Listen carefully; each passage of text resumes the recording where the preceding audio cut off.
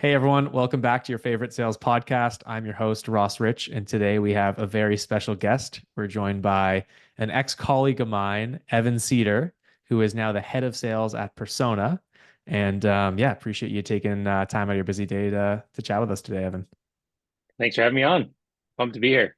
Awesome. Awesome. Well, before we dive in and we talk about our key strategies for driving execution excellence as a revenue leader, let's get to know you a bit. How did you find your way and what was your path into sales and revenue leadership?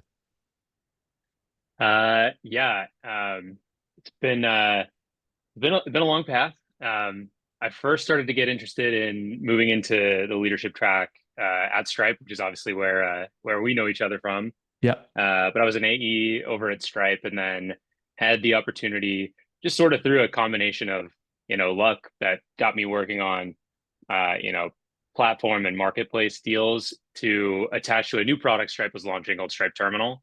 Hmm. And so I actually hopped on and linked up with that product team before they launched and got to do a lot of the strategic sort of sales things that I really enjoy about sales leadership roles. So things like thinking about, who do we want to sell Stripe Terminal to? Where's our product market fit? Do we want to start, as an entry point for new customers to come into Stripe, or do we want to sell to the install base, all that stuff? Hmm. So I got to do a lot of that sort of strategic thinking there. And then because it was a brand new product and we were focusing on building out a new team, like thinking through a lot of the logistics of actually managing sales org. That was sort of like my first exposure to it. And I got the bug. I've been interested in it ever since. And now I think having built out teams and all that stuff, the thing I find the most rewarding is figuring out where are the folks on my team amazing and how do we lean into those skills and Hmm. help them grow and all that stuff. So it's been a Totally. great journey. So, like most, stumbled into it. Sounds like a great opportunity. Yeah, to kind of test the waters, the new product, and some of the more strategy versus just selling stuff, and then yeah, kind of doing that from day one at Persona now. Yeah, absolutely. Yeah. So I joined Persona a couple years ago. When I started, I led up the core sales organization, which at the time was all the organizations Persona sold to with less than 10,000 employees. Um, we when I joined, we were pretty new still, and we didn't have any segmentation beyond just like that bucket. And so Yeah, we were kind of below or selling to above. Yeah, startups. Exactly, we were sort of selling to startups in the same way we're selling to DoorDash and all that stuff. So it's been a really interesting sort of strategic challenge of matching the sales process that we use to the prospects that we're selling to.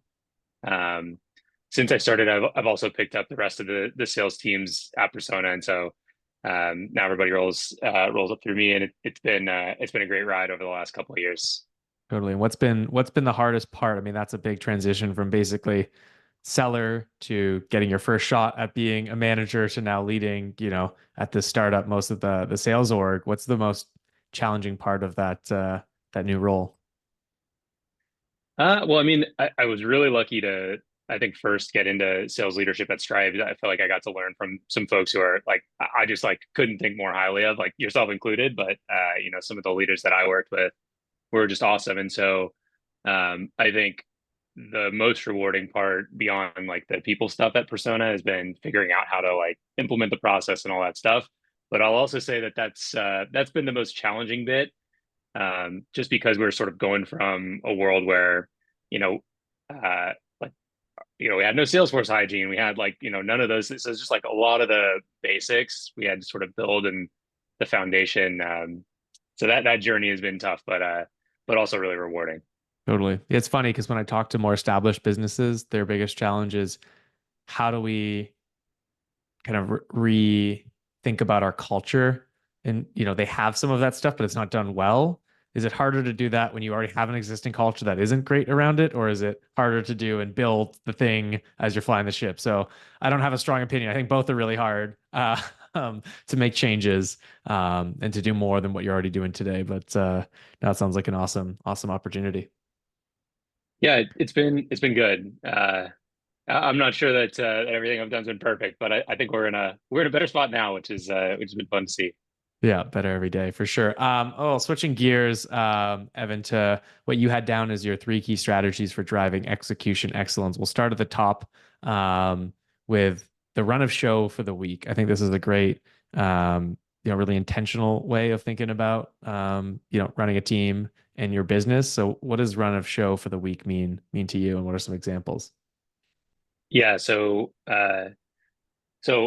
basically, like the way I think about my team right now, and especially as we scale, is I want to make sure that we have the right forums in place throughout the course of the week to make sure that the team is thinking about the right things and we're not letting the ball drop. And so I'll give you some examples. So Monday and Tuesday, I usually try to do a lot of like the things that get my team thinking about their priorities for the week. So I ask everybody to write a status update in Slack, tell me their top priorities, write it down, send it in on Monday mornings. Hmm. Then we've got like, team meetings on Monday midday where I can sort of set the priorities for the team, make sure that by the time we get to the end of Monday, people are thinking not only about, the deals that they've got, their priorities, but also, what we want the team to be focusing on, the big rocks we want to move for the week. Hmm. Um, so I try to do like all of those activities Monday, Tuesday, and get folks focused on the right things. Then I try to figure out, okay, in the case where, something has gone off track, like what are the right forums for us to, correct that? So I have all my one-on-ones on Wednesday and Thursday if I can. Sometimes those spill over. Um, but the idea is like want to get everybody thinking about the right things Monday, Tuesday. If there's any feedback that comes up or like any changes that I think we need to make, then one-on-ones I think are a great, forum for us to have those conversations. Hmm. And then Friday, right, we'll do a recap. Want to make sure that everybody is like giving themselves credit when they've made progress, but also starting to plan for for the following week, just making sure that nothing gets dropped. So actually, I've tried to be really intentional about setting up those forums. It's actually something that I learned from Stripe, and I had a conversation with one of our mutual friends, Matt Yalowitz, like a couple months ago, and he really sort of highlighted that these type of forums I think are like critical as you start to scale up the team. So I try to spend a lot of time like making sure we've got the right things in Totally. place. And I love that it's not lost to me that we're talking about weeks. I think a lot of bigger companies and non-startups would think about things in months or quarters, but like being able to iterate and make changes on a weekly basis and think about, hey, what are we going to do immediately, not next week, not next month, but what's the impact you're going to have this week and checking in with folks and kind of those tighter cycles, I think, um, lets you do a lot more, right? Yeah, and I mean, hey, that might just be like a product of, myself having two kids at home. But I feel like after you go through the weekend, you come back on Monday, and unless you're intentional about like really thinking about what am I going to do this week, then there's possibility you let things drop. So, Yeah, I want my team prioritizing like the highest leverage things that they possibly can. totally. Yeah, another thing thinking about um the run of show, something that I picked up from being a stripe as well, is I don't know if you do this, the 5:15s of like Oh yeah. 5 minutes to review, 15 minutes to write, of like what do we actually do? What are our priorities? I find really helpful, which seems very similar to how you're thinking about running your team and your week. I'll be doing my 5:15 later today. Actually, I think it's really cool too. Is you end up having like your status updates for the entire time you've been at the company. So, like recently, I was writing a recap of our last quarter just because I wanted the team to see what we were doing, and I was looking back 2 years ago at my priority list and like the numbers we were aiming at, and it was just really cool to like have all that in one place and kind of see how far we've come. Totally, yeah, especially for new folks joining, is like what's the context for what we're doing right now. But no, it's a great tip. Well, shifting gears from the week to um yeah, write it down. Basically, like, yeah, how do you document things and clarify thinking through writing? So yeah, what does that mean for you and why is it so important? Yeah, I think again, part of this I think is probably like the way that I learn and the way that I process. But for me, like writing things down really helps me crystallize my thinking. And I'm sort of a believer in like, if you can't write it down clearly, then I'm not sure like how clearly you actually understand it. Yeah, And so I do try to push my team wherever possible just to like make sure that they're able to easily write this stuff down, right? And obviously there's a balance. Like I don't want people writing so much that they're not actually doing the work, yeah, but just a bunch of memos and just no calls. Yeah, yeah, exactly. But yeah, I mean a lot of the things I talked about already, just in terms of like run a show for the week, like getting people to actually like write down their priorities not only gives them a chance to think it through, but then it also gives you a chance to read it, understand, like ask questions if there are things that are unclear. And so I think like just those type of informal settings for getting things written down is really important. And then, obviously, I think there are other things where you probably want to be more formal. Like I'm a big believer in sending trumpet emails, right? Which is another thing that we did at Stripe, where after you have a first call, you get a manager to send an email to somebody, a decision maker at your prospect, say, hey, just would be really thrilled to work with you. There's no ask, but like it's just an easy connection, and if you ever need to use that, then you can. Hmm. And like those type of things to me like can be time consuming, but I think the other thing about having a writing culture is that it's really helpful to have templates, right? So we have Yes. like your template for your trumpet email, we have your template for your account plan and all that stuff, which I actually think is like why a cord is such a cool idea. um, but uh, but yeah, I think that's sort of the big thing for me. There's lots of other benefits too. If you ever switch folks off of an account, it's incredibly helpful if you've got like your Yeah. plan written down, you know what they've done in the past. So I think there's just a ton of benefits. Yeah, no, Um, I think both for the execution and clarity of thought, I completely agree with you, and can't remember some great quote that's related to what you just said in terms of like the, thinking clearly, you can't write it down. But I also think about the manifesting of like when you write something down, when you write down your goals or your intentions, like, hey, this is the plan, the likelihood of that happening just goes up so much more. I don't know what it is. It's just something about human nature. Like the fact that you write it down, I feel like you're more committed to it just by the fact that you wrote it down and just like the wiring of our brains. So yeah, I totally. think that's really important, not just for like the day-to-day execution, but like how you get your team thinking about taking on big things, big deals, and the strategy. Like for some reason, it's just more likely to happen just by nature of them, putting it onto paper. Absolutely. I mean, like for me, writing it down, like frequently I'll have the experience where I'm like writing my 515. I'm like, here's my priority for the next week. And as I'm doing it, I'm having like these like, second tier thoughts where it's like, oh, I should do this. Yeah. And then I should do that, like things that I hadn't thought of yet until I like actually wrote it down. So yeah, I agree. Totally, totally. Well, shifting gears to kind of the third piece that we're going to dig into, which is kind of less tactical than how you run the week and writing it down around culture and building, really this idea of agency on your team. How do you think about that, and why is that so important for sales organizations? Yeah. I mean, for me, this is like the most important cultural value that I look for when I'm, hiring folks or when I'm trying to, coach folks. I think like the real concept is like you've got agency to like handle this deal and to like approach this deal in the way that you want to. Mm, Of course, you'll work with partners, you'll work. Yeah, I think one of the great things about Persona is that our sale is like very cross-functional, right? But I think even if you're not the one who's actually doing the work, having agency means like making sure that it gets done in the best way possible for the prospect. mhm. And so I really care about finding folks who will like find a way to get it done, right? That won't look the same for every prospect. It won't look the Yeah. same for every engagement, but having agency means you own the outcome, right? And so you got to find a way to get there. Um, How do you look for that in someone? Like, let's say for recruiting, you have an open role, and I totally agree that that's so important. Someone feeling ownership of the outcome with the customer. What are some of the things that help you really crystallize that in a candidate or a hire? I think it's something that's it can be pretty tough to interview for. I mean, Yeah. I find like the questions that I ask that give a lot of signal on this are like, questions around, tell me about a time when you failed, right? And like the things that I'm looking for are like, first of all, real examples of like failures, right? We've all failed. If you get like examples of a failure that's actually a success, I'm not a huge fan of that. This time I closed Um, this deal and I only closed it for 2 years instead of 3 years. And yeah. yeah, yeah. It took an extra month to close. uh, no, but I think like that piece, but then it's also like, what did you learn from it? And like, how have you made changes so that you don't make the same mistakes going forward? I think like those type of, thought processes show that you have agency and you're learning from what you've done and all of that.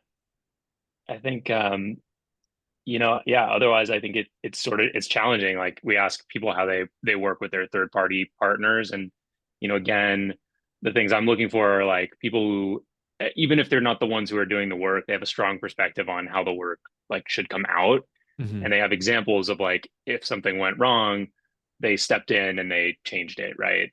Yeah, they got it done Instead of regardless just of who was responsible. Yeah, yeah, exactly. Instead of letting it just go.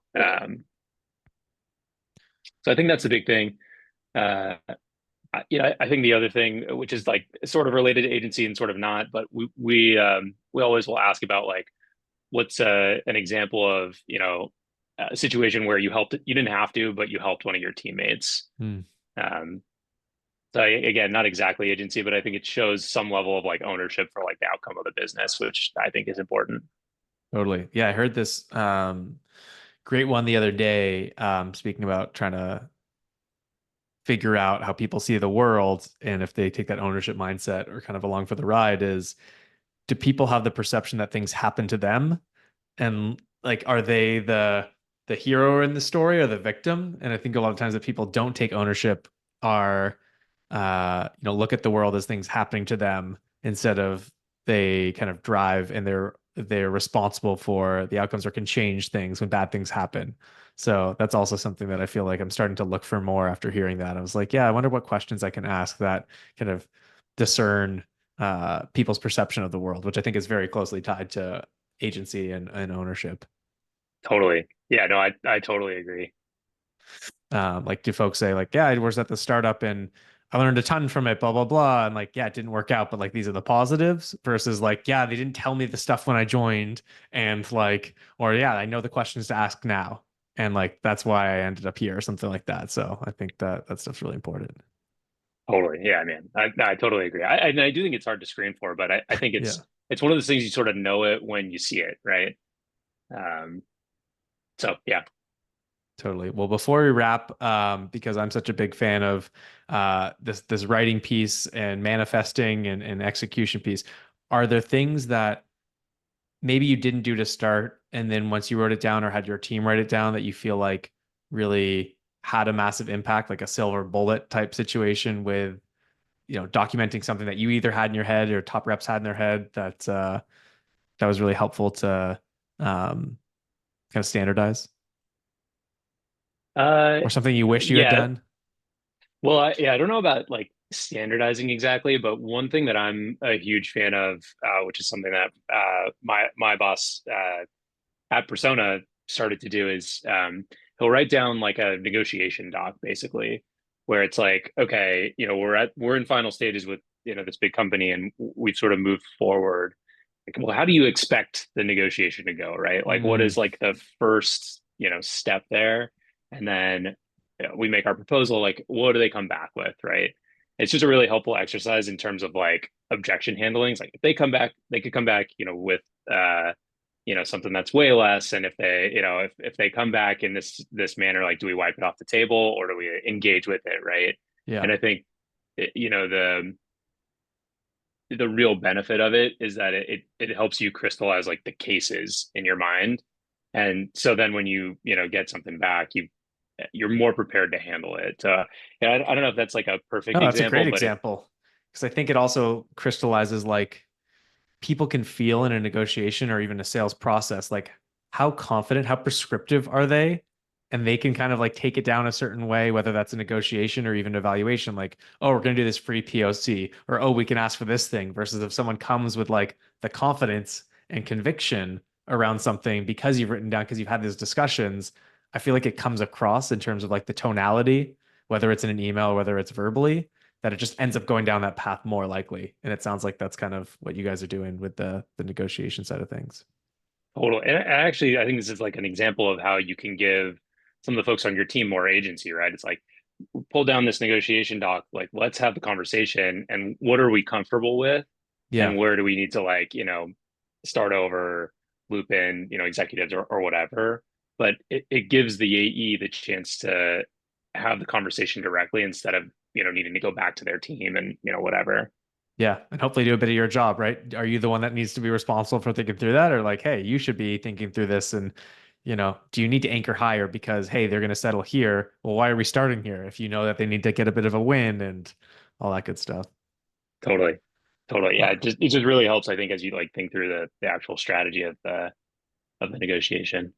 Totally. Well, this was super helpful. I mean, now I'm thinking about how I'm running my week. Do I need to change around where meetings are and one-on-ones and all that good stuff? We definitely should be documenting more and more and building more templates out, as I'm sure everyone thinks. And yeah, definitely. Yeah, along with grit and perseverance and hard work, I think that ownership mindset is so important, especially if we're talking about early stage companies where there isn't just um, a clear playbook of this is how to succeed. You definitely need folks to take ownership of that and control. So all awesome tips. But yeah, Evan, thanks so much for taking time out of your busy day to share your thoughts on the podcast. Hopefully helpful for other leaders out there. Yeah, thanks for having me.